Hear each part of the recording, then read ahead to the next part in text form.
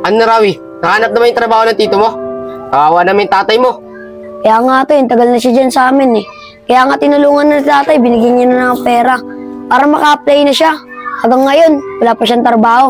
O Rawi, may papasok na. Kapagluto na ako dyan. Yung ba, yung iiwanan. Ha, alis na ako. Opo, Tay. Sige na, Rawi. Palis na ako. Sige po, Tay. Ingat po kayo sa trabaho, Kuya. Tay.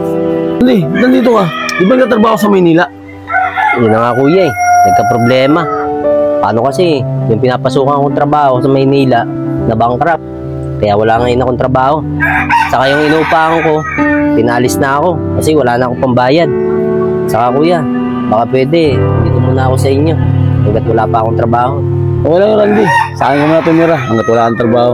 O Rawi, pakainin mo na tito mo. May pagkain naman dyan.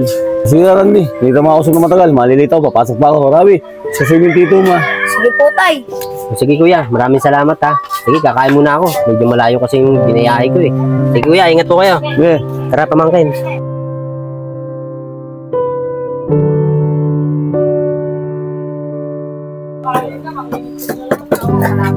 Rawi, kung sino mas ginagawa mo? Kakain na ako, mas papasok ako sa trabaho. Ito Randy mo nga pala, nasaan? Ay, Tay. Ayun po tayo, si Tito Randy.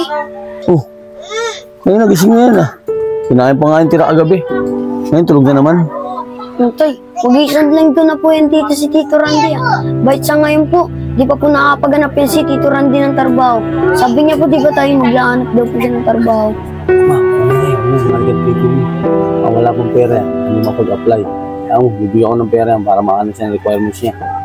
Tay, pwede naman po siya mag-apply Pwede naman po siya umiram ng pera sa'yo. Bakit di niya ginagawa yun? Kaya mo, baka nahihiya lang tito mo. Hindi na ka rin. Yun na, magayon na para makakain na tayo. Sige po, Tay.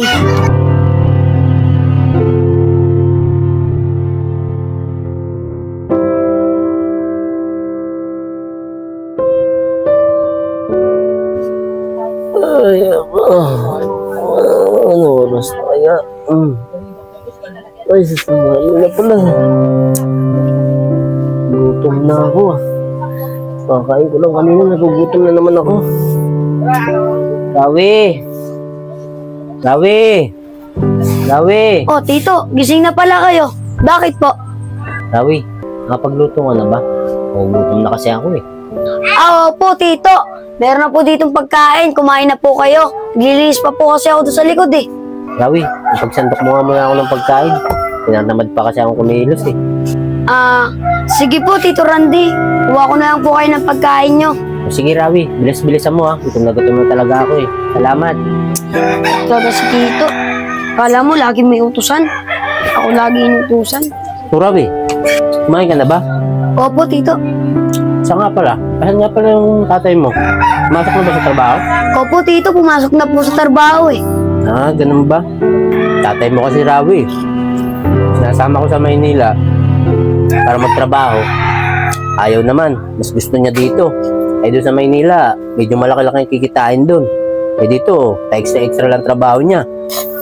Kaya ikaw Rawi, mag-aral ka na mabuti. Huwag kang gagaya sa tatay mo. Ikaw, tuparin mo yung mga pangarap mo para matulungan mo yung tatay mo. Ayayin mo po yung tatay ko sa Maynila.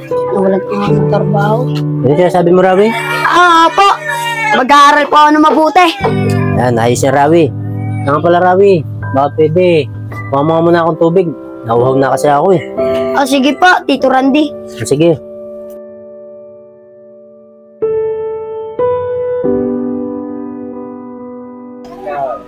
Rawi, dito na ako. Saan batang sakta katawa ko? Napagod ako.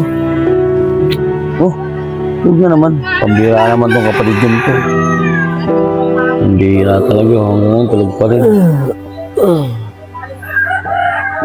Kuya, nandiyan ka na pala. Kanina ka pa nandyan? Hindi. Karating-rating ko lang. Ganun ba kuya? Baka may pagkain na dyan kuya. Kumain ka na. Hindi na, maya-maya na ako kain. Papahinga muna ako. Napapagod pa ako eh. Sige kuya, ako muna ang kakain. Medyo nagugutom na kasi ako eh. Sige na, mauna ka na. Mukhang gutom ka na eh. Oo nga pala Randy. Sumahod na ako. Paperamin mo ng pera. Lahati ng sinahod ko. Para mapag-apply ka ng trabaho. Talaga kuya? Mag-a-apply sana ako ng trabaho eh. Kaso, di pa nagpapadala si nanay at si tatay. Ano ka ba? Inaasahan pa si nanay sa tatay. Alam mo naman, sa pension lang umaasa yun. O ito, 3,000. Para pang requirements mo. Salamat dito kuya. Yan mo kuya, pag nakahanap ako ng trabaho, babalik ko din sa iyo ito. Ano ka ba? Kung isipin mo na yun. Importante, kapag hanap ka ng trabaho mo. Yan mo kuya, huwag kang mag-alala. Maghahanap agad ako ng trabaho. Ano ba, Aris? Saan mag-inom tayo? Eh, wala ka yatang pera dyan eh. Stay put ka lang dyan. Huwag kang mag-alala. Meron akong nakilala, bagong kaibigan. Galing Maynila to eh. Mukhang maraming pera eh. Yayayain natin mag-inom yun. Yun, no? Tayo lang natin, dadaan dito yun. Tagal mo yun, Aris? Teka lang. Uy, yun na pala siya eh. Randy! Halika rito! Ikaw pala Aris, bakit? Randy, may ginagawa ka ba? Wala naman Aris, bakit? Yayaya kami mag-inom eh. Tayo mo tayo. Baka may pera ka dyan. May pera ako dito Aris. Kaso, pang requirements ko to eh. Nag-apply kasi ako ng trabaho. Ah, trabaho ba hanap mo? May alam ako. Wala requirements pa. Papasok kita. Saan pre? Yun naman pala eh. Huwag ka na mag-alala. Huwag mo na itanong kung nasaan. Basta may alam siya. Yun. Alam lang natin yan. Oo. O sige, basta pre. Hanap mo ako ng trabaho ha. Kailangan ko talaga ng trabaho eh. Oo. Bakit dyan papapasok ko sa'yo? Ayun o. Ano? Tara na. Ano na? Tara. Sige na nga. Aris.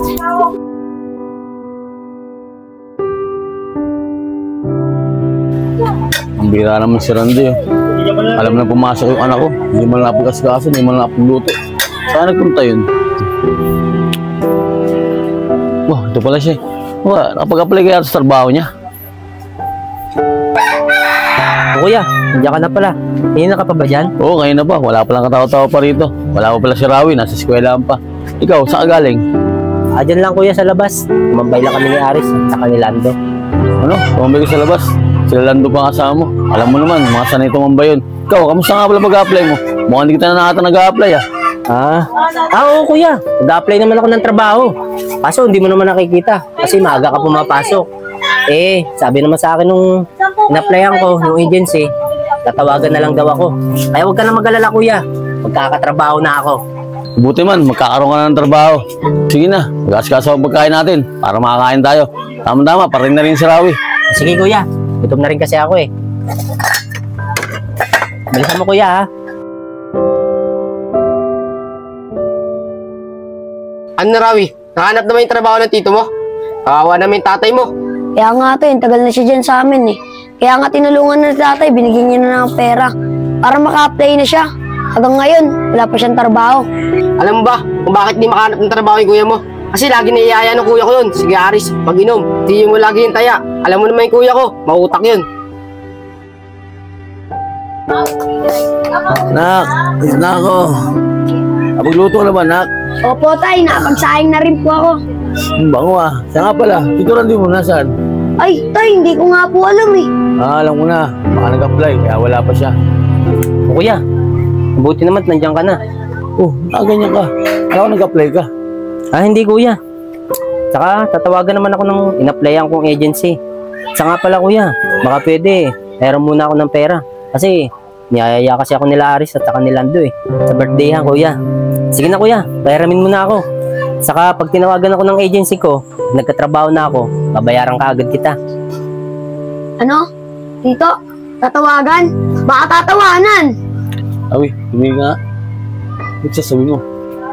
Tay, sabi daw po kasi sa akin ni Totoy, yung kuya niya si Kuya Aris, yung binibigay niyo po yung pera niya pang-apply, pinangiinom niya. Lagi daw po kasi siyang taya. Anak, ito ba yung sinabi mo? Randy, ito ba yun? Oo kuya, totoo yun. Saka yung binigay niyo sa akin, pang-apply ko sana sa trabaho, naubos ko na sa panginom. Saka niyaya lang naman po ako nila Aris eh. Sabi kasi nila, bibigyan daw nila ako ng trabaho. Pero hindi naman pala kuya. Alam mo Randy, una pa lang sinabi ko na sa'yo na huwag kang sasama ron. Sanay sa tambay yun. Ayaw binigay ko sa'yo yung pera. Pagkain na yung mag-ama yun. Pinirang ko pa sa'yo. Dahil kailangan mo para mapag-apply ka.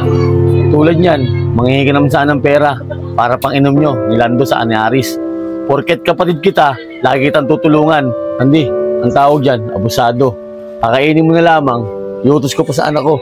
Kayang-kaya mo namang gawin, tapos tulog ka pa ng tulog. Ibig na makatulong ka din sa bahay, yun nakakatulong.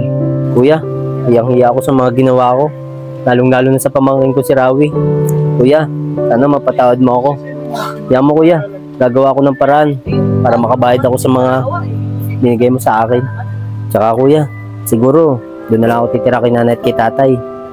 Tsaka doon na rin ako maghanap ng trabaho para hindi naman nakakaya dito sa inyo. Hindi, damatap na pala sa bahay.